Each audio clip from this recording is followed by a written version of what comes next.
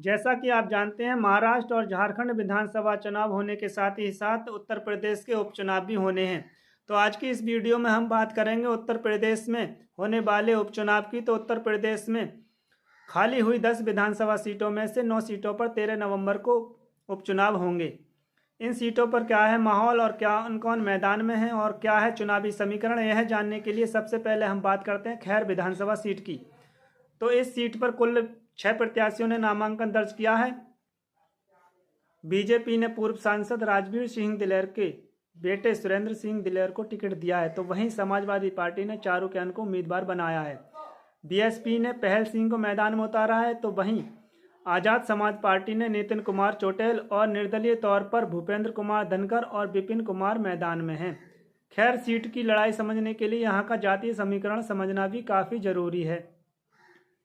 खैर में कुल मतदाताओं की संख्या 4 लाख के आसपास है, जो जीत और हार में अहम भूमिका निभाती हैं। 50,000 के लगभग दलित और मुस्लिम आबादी लगभग 40,000 है और वैश्य से करीब 25,000 वोटर हैं। बाकी दूसरी जातियों के मिले-जुले वोट हैं। समाजवादी पार्टी भले ही जाट लाइन कहने वाली खैर सीट पर आज तक अपना खाता नहीं खोल पाई हो, लेकिन चारू कैन को टिकट देकर समाजवादी पार्टी ने एक तीर से 3 निशाने साधने की कोशिश की है, क्योंकि चारू कैन महिला हैं और अनुसूचित जाति से आती हैं और उनके पति जाट बिरादरी के हैं। यानी दलित, महिला और जाट तीनों कार्ड खेल करके समाजवादी पार्टी ने बीजेपी का खेल बिगाड़ने की कोशिश की है। हालांकि भाजपा ने भी दिलेर परिवार की तीसरी पीढ़ी सुरेंद्र दिलेर को टिकट देकर अपनी दावेदारी मजबूती से पेश करने की कोशिश की है। इसी के साथ आगे बात करते हैं अम्बेडकर नगर जिले की कटहरी सीट की। तो यहाँ भी उपचुनाव होने हैं। यहाँ पर बीजेपी ने धर्मराज निषाद, समाजवादी पार्टी ने शोभावती वर्मा और बसपा ने अमित वर्मा को कैंडिडेट बनाया है। खास बात यहाँ पर यह है कि यहाँ पर उपचुनाव में तीनों ही प्रमुख पार्टियों ने अपने प्रत्याशी जो घोषित किए हैं वो ओबीसी समाज से आते हैं। कटहरी सीट में जातीय आधार पर ही चुनाव समीकरण बनता है और बिगड़ता है। यहाँ उपचुनाव में जाति फैक्टर का बोलबाला रहने की संभावना है। शायद इसीलिए तीनों प्रमुख पार्टियों ने ओबीसी उम्मीदवारों को ही चुनाव मैदान में उतारा है। यहाँ सबसे अधिक संख्या अनुसूचित जाति की है, तो दूसरे नंबर पर ब्राह्मण हैं। कटहरी में लगभग 4 लाख मतदाता हैं।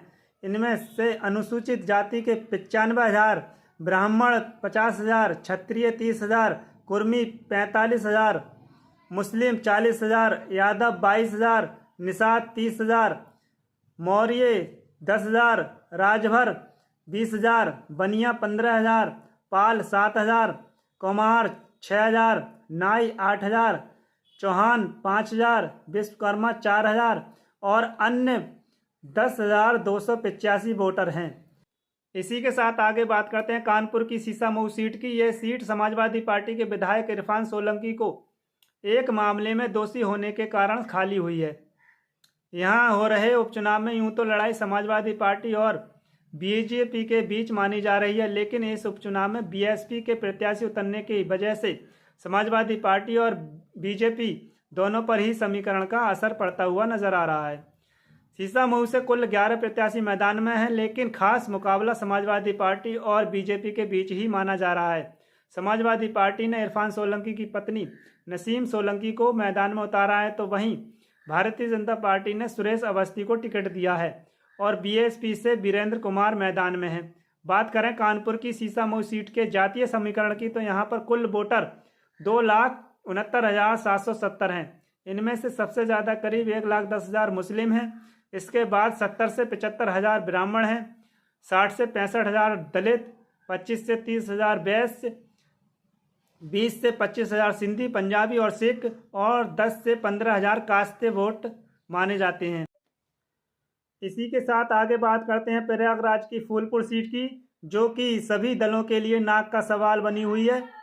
हालांकि इस सीट पर सभी दल अपनी अपनी जीत का दावा पेश कर रहे हैं। इस सीट पर सभी पार्टियों ने अपना अपना प्रत्याशी मैदान में उतार दिया है। बीजेपी ने फूलपुर से पूर्व विधायक दीपक पटेल को टिकट दिया है, तो वहीं समाजवादी पार्टी ने मुजत्तबा सिद्दीकी और मायावती की पार्टी बीएसपी ने अपने पहले प्रत्याशी शिव बरन पासी को हटाकर जितेंद्र सिंह को टिकट देकर प्रत्याशी बनाया है। वहीं इस सीट के सियासी समीकरण को देखें तो कुल 4,07,366 मतदाता अपना विधायक चुनेंगे। इसी के साथ आगे बात करते हैं करहल विधानसभा सीट उपचुनाव की। तो करहल विधानसभा में शुरू से ही सपा का गढ़ रही है। इस सीट पर सपा मुखिया अखिलेश यादव के इस्तीफा देने के बाद उपचुनाव हो रहे हैं। अखिलेश यादव अब कन्नौज से सांसद चुने गए हैं। उन्होंने यह सीट खाली की है। यहाँ पर अखिलेश यादव के भतीजे तेज प्रताप सिंह यादव और बहनोई अनुजेश यादव के बीच जंग हो रही है। अनुजेश भाजपा के टिकट पर चुनावी मैदान में हैं, तो वहीं तेज प्रताप को अखिलेश ने अपने स्थान पर चुनावी मैदान में उतारा है। तो वहीं बसपा ने अवनीश कुमार को चुनावी मैदान में उतारा है और इसके अलावा 7 अन्य प्रत्याशी भी चुनावी मैदान में हैं।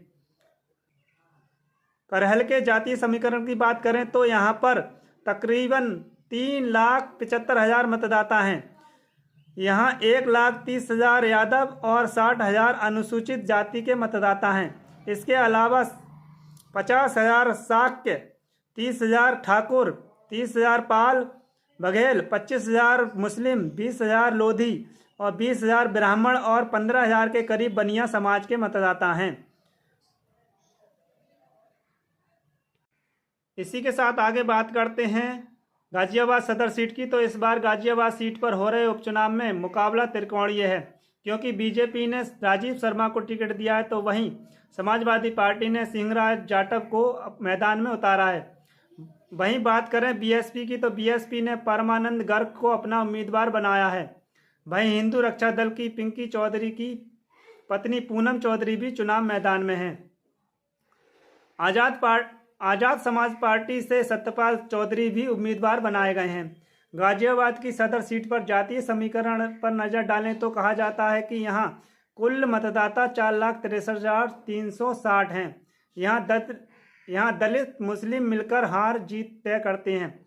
इनमें दलित मतदाता करीब 85,000 और मुस्लिम मतदाता करीब 75,000 हैं। ब्राह्मण मतदाताओं की संख्या 65,000 बताई जाती है। इसके अलावा करीब 60,000 वैश्य और अन्य पिछड़ा वर्ग, 35,000 पंजाबी, 25,000 राजपूत, 15,000 यादव और लगभग 40,000 अन्य मतदाता शामिल हैं। और यहाँ के चुनावी मुद्दों की बात करें तो शहरी क्षेत्र होने के कारण बुनियादी सुविधाओं से ज़्यादा नौकरी और रोजगार का मुद्दा माना जाता है। इसी के साथ आगे बात करते हैं मीरापुर सीट की। तो मीरापुर सीट से राष्ट्रीय लोकदल के मिथिलेश पाल को टिकट मिला है, जबकि समाजवादी पार्टी से चुम्मन राणा को टिकट दिया गया है। बीएसपी की बात करें तो बीएसपी से शाह नजर मैदान में है, तो वहीं आज़ाद समाज पार्टी से जाहिद हुसैन को मैदान में उतारा गया है और AIM ने अरशद राणा को चुनाव के मैदान में उतारा है। मीरापुर सीट पर अगर जातीय समीकरण की बात करें तो यहाँ पर 3,23,000 मतदाता हैं। इनमें से 1.25 लाख से अधिक मुस्लिम मतदाता हैं, तो वहीं 57,000 के करीब दलित मतदाता हैं। इसके अलावा 2.5 लाख जाट वोटर हैं, 22,000 गुर्जर, 18,000 प्रजापति और 15 से 20,000 पाल सैनी समेत ओबीसी जातियां हैं। मीरापुर सीट से पिछले 5 चुनाव की बात करें तो 2007 में राष्ट्रीय लोकदल से कादिर राणा और 2009 में राष्ट्रीय लोकदल से मिथिलेश पाल विधायक रही हैं। तो वहीं 2012 में बीएसपी से मौलाना जमीन और 2017 में बीजेपी के अवतार सिंह भदाना और 2022 में राष्ट्रीय लोकदल के चंदन सिंह चौहान ने जीत हासिल की थी।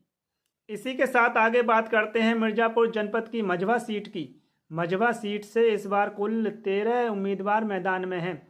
हालांकि खास लड़ाई भाजपा, सपा और बीएसपी के बीच ही मानी जा रही है। बीजेपी ने सुचिस्मिता मौर्य को टिकट दिया है, वहीं समाजवादी पार्टी से ज्योति बिंद मैदान में है और बीएसपी से दीपक तिवारी को टिकट मिला है। वहीं सुचिस्मिता मौर्य 2017 में भी विधायक रह चुकी हैं, वह भी रमेश बिंद को हराकर। रमेश बिंद डॉक्टर ज्योति बिंद के पिता हैं। रमेश बिंद 2019 में बीजेपी में शामिल हो गए थे और सांसद भी बन गए थे। मुकाबले को त्रिकोणीय बनाने के लिए बीएसपी ने ब्राह्मण समाज से आने वाले दीपक तिवारी को टिकट दिया है। हालांकि इस लड़ाई कैसी भी हो, जीत और हार का बड़ा फैक्टर जाती ही है। इस सीट के जातीय समीकरण की बात करें तो मझवा में कुल वोटर 3,85,000 हैं। इसमें से 75,000 बिंद, 68,000 दलित, 65,000 ब्राह्मण, 38,000 मौर्य, 28,000 मुस्लिम, 26,000 पाल, 25,000 यादव, 20,000 राजपूत और 16,000 पटेल वोटर हैं। जीत हार में यहाँ दलित, बिंद और ब्राह्मण सबसे ज़्यादा भूमिका निभाते हैं। इसी के साथ आगे बात करते हैं मुरादाबाद जनपद की कुंदरकी विधानसभा सीट की। वैसे तो यह सीट समाजवादी पार्टी की सबसे मजबूत सीट मानी जाती है। हालांकि कुंदरकी विधानसभा उपचुनाव में दिलचस्प मोड़ आ गया है। यहाँ भारतीय जनता पार्टी ने ठाकुर रामवीर सिंह को टिकट दिया है, तो वहीं समाजवादी पार्टी से हाजी रिजवान चुनावी मैदान में हैं और बसपा से रफाकुतुल्ला खान उर्फ नेता छिद्दा का टिकट दिया गया है। इसके अलावा टोटल 11 प्रत्याशी मुस्लिम हैं, तो वहीं 1 प्रत्याशी हिंदू है। यहाँ वोट परसेंट की बात करें तो 65% मुस्लिम मतदाता हैं और 35% हिंदू मतदाता हैं। यहाँ पर हमेशा मुस्लिम मतदाता विधायक चुनने में अहम भूमिका निभाते हैं। इसी के साथ आप अपनी राय कमेंट्स में दे सकते हैं कि इन 9 विधानसभा सीटों में से किस पार्टी के खाते में कितनी सीटें जा सकती है। इसी के साथ हमारे चैनल को सब्सक्राइब करें और हमारी वीडियो को अपने दोस्तों में ज़्यादा से ज़्यादा शेयर करें और कमेंट्स में अपनी राय ज़रूर दें।